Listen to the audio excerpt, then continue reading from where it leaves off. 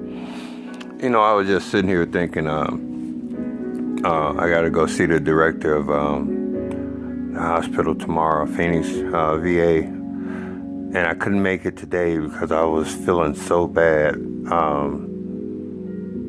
And it's just strange how people are in Phoenix. I've been here 3 years. I've seen nothing but crossroads, the VA, and my apartment for 3 years. I've got the same phone number, same apartment. I've never missed a bill in my life, and that's good for me. So I consider myself responsible and a citizen. Sorry, I had his light out and stuff. Yeah, I'll probably say I'm ugly as hell, and I am. From what happened to me in the service. Succal Barbie. It just your hair gets under your skin and stuff, and talking about it's painful. You know how one hair bump feel. I got millions. I'm getting no help up there at Phoenix. I missed the open house. Wow. I went to Channel 3 with a high spirit of how good the Phoenix police treat me, and proof of the VA scandal. And before I got to say anything, the lady in the black dress, I'm going to start calling her, wanted to climb up the wall. She thought I had a bomb. And that's all they was focused on was my phone and this black bag I had. Like, I want to blow myself up. I should. I've already tried to commit suicide in my Corvette. I ran that in the wall in Wisconsin.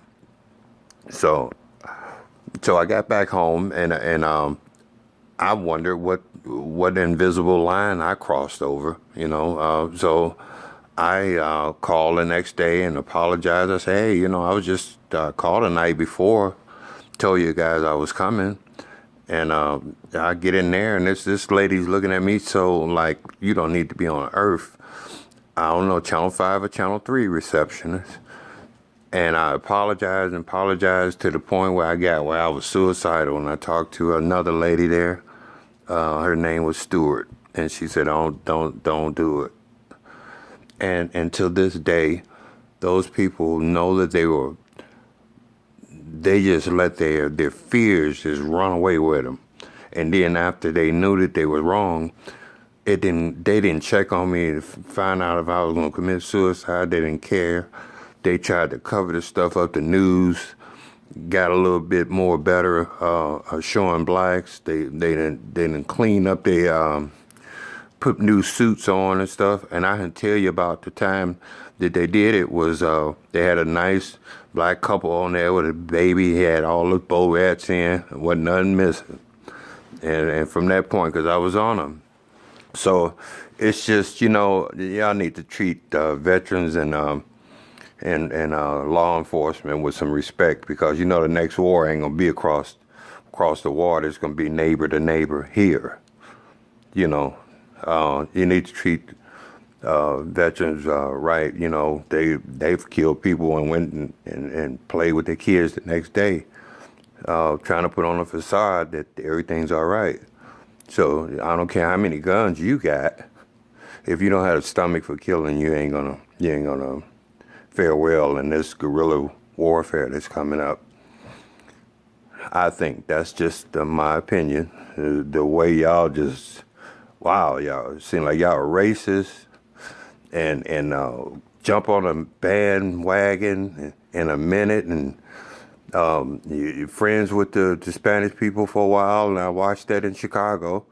And then once the maid got caught, the illegal maid, then y'all trying to be real, like kick everybody out now. And you've been promised those people something. And like I say, it's going to be the modern day Alamo again, because the Indians going to get together with the blacks. This is the first time everybody get together, and the blacks going to get together with the Mexican people, and then y'all just going to be through. I'm not trying to promote racism. I'm trying to bring this this city together. Because when I came to Channel 3, I told them I was gonna. Already had spent $300 saying I support Phoenix police, and I finally gave the police the hats, about 6 hats, and I've got shirts and stuff saying I support Phoenix police and stuff, and that's for a black man. That's pretty good.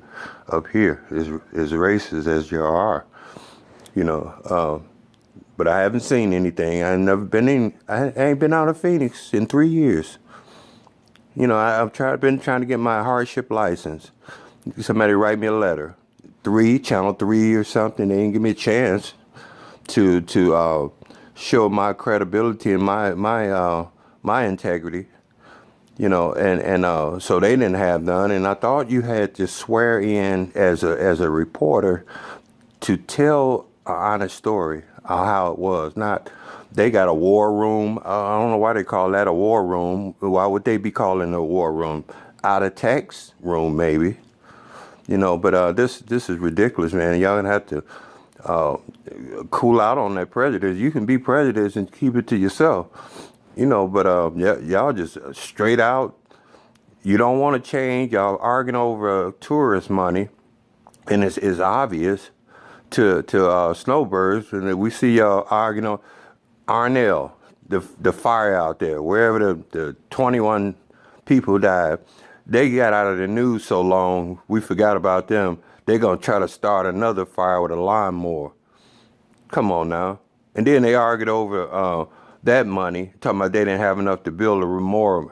I called Doug Naducey on the day that he went out to y'all other hero, Tillman. I'm a service guy, so I don't care how you feel like I'm talking about him. He dead. He been dead. You know, there's people need to, and Ducey had a shady record, and y'all hired him. Oh man, come on. And y'all need to go and wake up. You can't have a tourist trade up here and expect, you know, people are moving in, y'all selling houses. You know, you selling houses to people who got money, like from Chicago, New York and stuff. But then you don't want to trade. Once they here, you treat them like shit. You know, oh no, it ain't gonna work. Because we're a lot faster than you anyway. You know, thinking and streetwise and everything else. You know, so that's why when I came in this town, I said I wasn't going to bring Chicago with me. But I respect them police up here, and they like that too. You know, you wave at them sometime, it ain't going to hurt you. But anyway, that's my video.